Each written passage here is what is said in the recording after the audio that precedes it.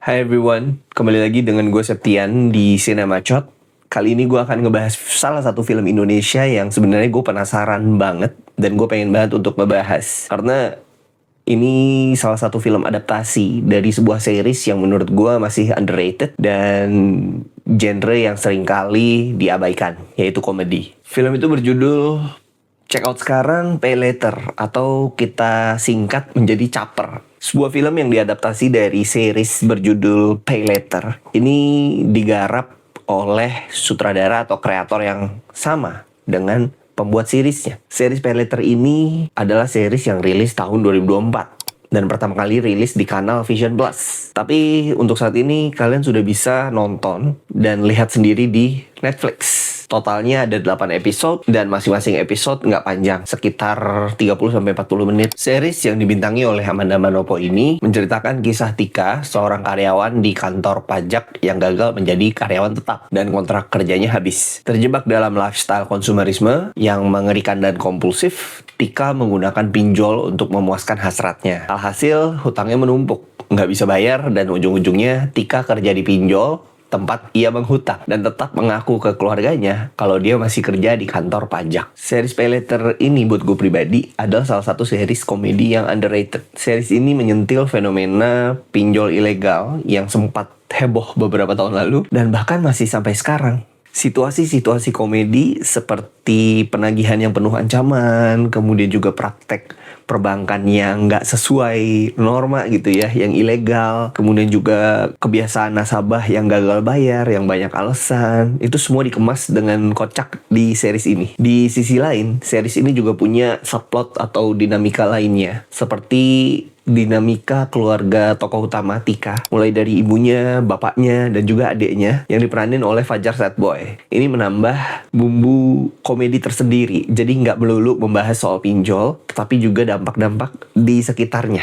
Dan yang lucu juga adalah di series ini juga punya sedikit bumbu-bumbu romansa di dalamnya, yang bikin ya memang agak sinetron. Tapi walaupun begitu gue tetap suka dengan series ini, karena series ini enak banget buat ditonton, sangat ringan. Walaupun gue tahu ini series underrated, karena memang ya taste-nya masih agak sedikit sinetron ya, tapi memang tidak segimik sinetron. Series ini juga pinter untuk ngimbangin antara komedi dan social commentary-nya. Jadi nggak ada yang berlebihan rasanya. Kemudian tiap karakternya juga punya porsi yang pas. Supportingnya juga berguna semua dan diutilize dengan baik. Dan juga seriesnya jadi nggak maksa menggurui, nggak maksa untuk melucu juga. Tapi secara natural lucu dari situasi-situasi komedi yang ditampilkan. Nah, hal ini berbeda 180 derajat dengan filmnya. Walaupun filmnya digarap dan ditulis oleh orang yang sama yang menggarap seriesnya, versi filmnya yang judulnya Caper ini beda banget dan nggak punya cerita yang sama dengan seriesnya. Kita bisa sebut versi filmnya yang Caper ini adalah film tersendiri.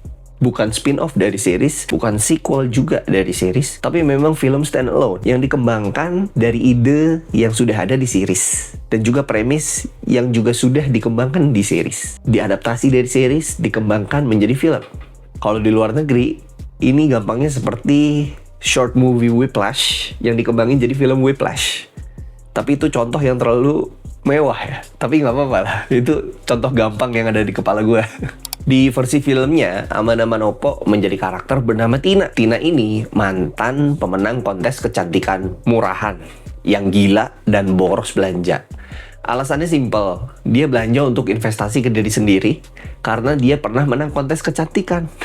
Tina juga membelanjakan hal-hal konsumtif lainnya untuk dikonsumsi oleh adiknya, Umski. Nah, mirip dengan seriesnya, karena Tina gagal bayar, dia ditawari kerja di perusahaan pinjol ilegalnya. Bedanya dengan series, di versi filmnya, tingkah laku konsumtif tokoh utamanya, kemudian ngutang di pinjol ilegal, sampai dia gagal bayar, itu dikemas dalam intro yang sangat singkat.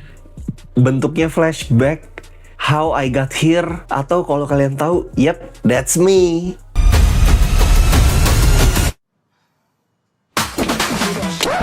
Yep, that's me. You're probably wondering how I ended up in this situation.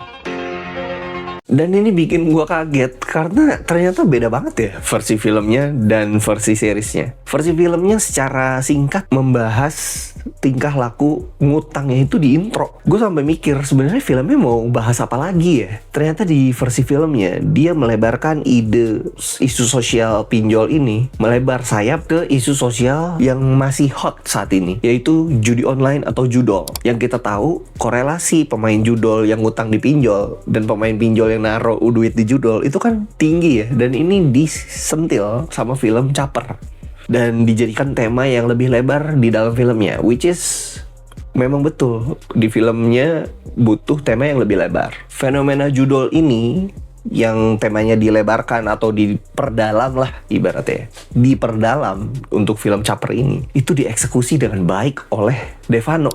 Uniknya lagi, pada saat film ini menceritakan subplot judol, tone-nya itu sangat berbeda dengan tone pada saat membahas Amanda Manopo dengan pinjolnya. Kita tahu Amanda Manopo dengan pinjolnya tone-nya itu sangat komedik, sangat gimmicky. Tapi di sisi lain, pada saat membahas subplot judol, tone-nya itu serius banget cuy. Hal ini membuat filmnya mempunyai kedua tone yang berbeda, antara tone komedik dan juga tone yang serius.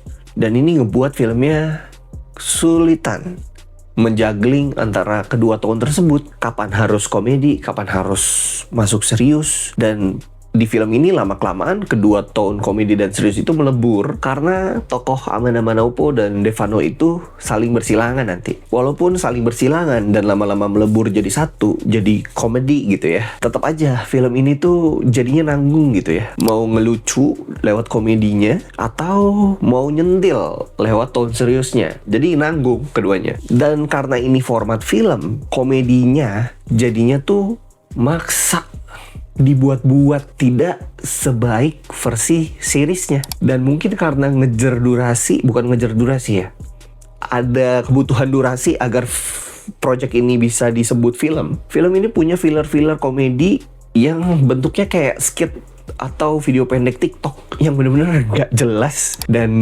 gak menceritakan apa-apa. Ya cuma berusaha untuk melucu aja. Beda dengan seriesnya yang memang berasal dari situasi komedi yang muncul lewat fenomena-fenomena sosial yang ada gitu loh. Tapi beda banget dengan filmnya. Padahal ini digarap oleh orang yang sama kan. Dan lagi-lagi keputusan masukin editing yang cutnya cepet, bak, kemudian juga editing jedak-jeduk, itu gua gak ngerti lagi. Please stop making things viral. Lu tuh berusaha viral dengan film ini gitu loh. Lu tuh sangat kelihatan berusaha pengen viral. Stop doing that.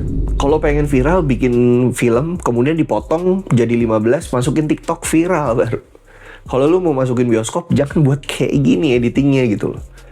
Bahkan yang tiap hari nonton TikTok, yang emang doyan jedak-jeduk, belum tentu juga pengen nonton film lu. Belum tentu juga suka sama film lu.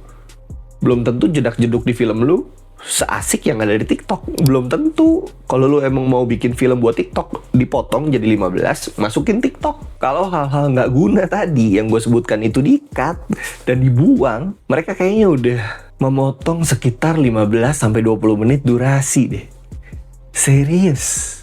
Ditambah gimmick-gimmick yang nggak penting gitu ya, yang skit-skit pendek itu dipotong, buang. Itu tuh memotong banyak durasi, serius. Jadi kita nontonnya lebih enak, lebih tight, lebih cepat pulang juga dari bioskop kan.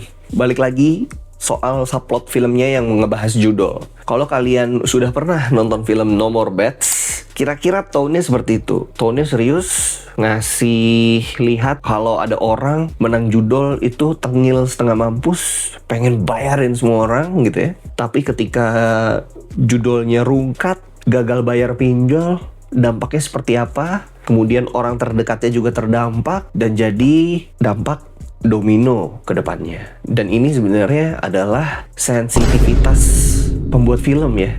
Ini bagus sebenarnya. Dia sensitif dengan fenomena sosial, ini keresahannya dia, dan dia buat dalam bentuk film. It's good. Tetapi seiring berjalannya film, stance atau kedudukan moral film ini dan juga tone keseriusannya lama-lama hilang kan. Karena memang tuntutan dari plot tersebut ya, yang mengharuskan kedua karakter ini bersatu antara Devano dan Amanda Manopo gitu ya. Lama-lama filmnya jadi nggak punya stance kemana-mana.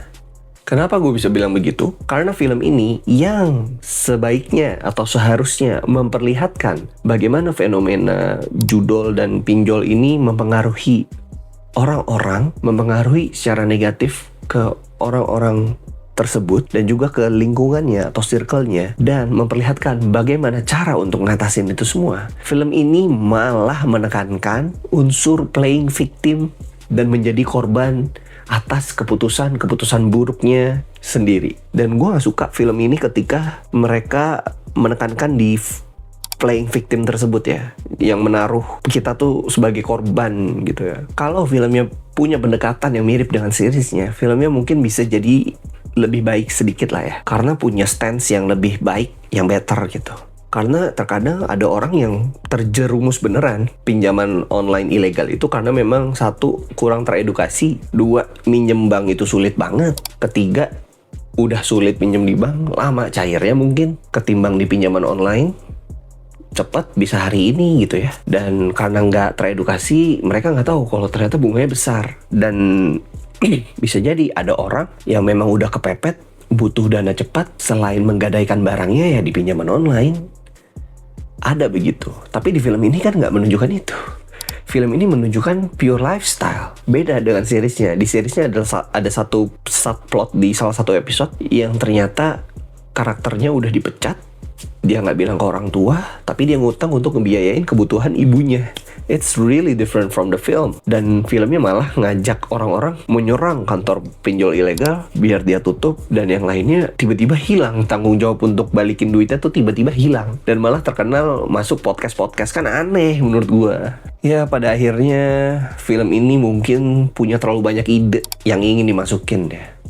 Dan juga untuk pembuat filmnya, Octavian, mungkin memang punya terlalu banyak hal yang ingin disampaikan. Terlalu antusias dengan fenomena sosial ini, dengan tema atau dengan isu judol dan pinjol ini terlalu antusias. Jadi terlalu punya banyak research, punya banyak yang ingin disampaikan, dipaksain masuk semua, tetapi juga punya tanggung jawab komedi di dalamnya. Ini ngebikin filmnya cukup sulit untuk ditonton dan juga nggak kena kemana-mana.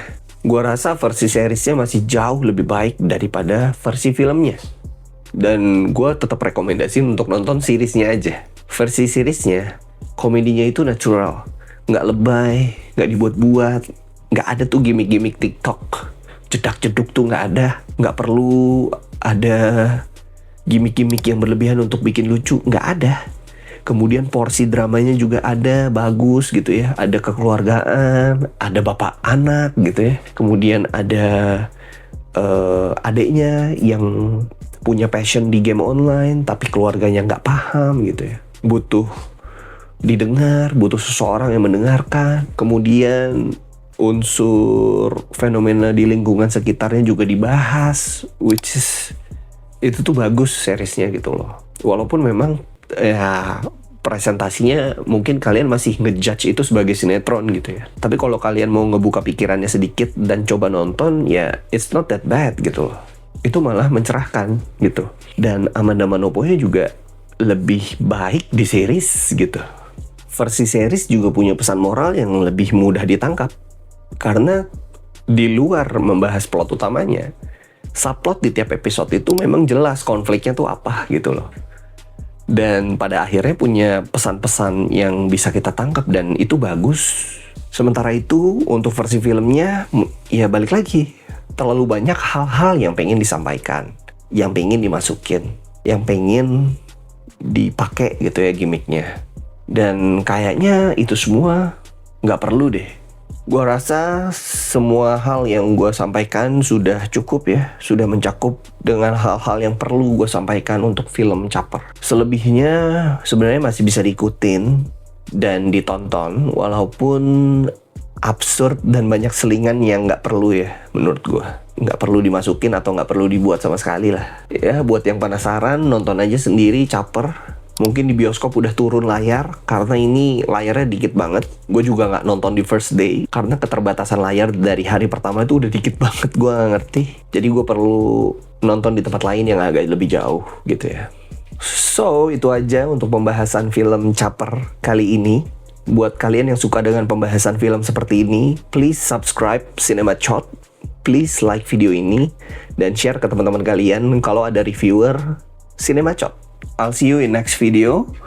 Buat yang masih penasaran sama series Pay Later bisa nonton di Netflix. Buat yang pengen tahu video review gue lainnya bisa cek channel gue di Cinema Chot. Bye.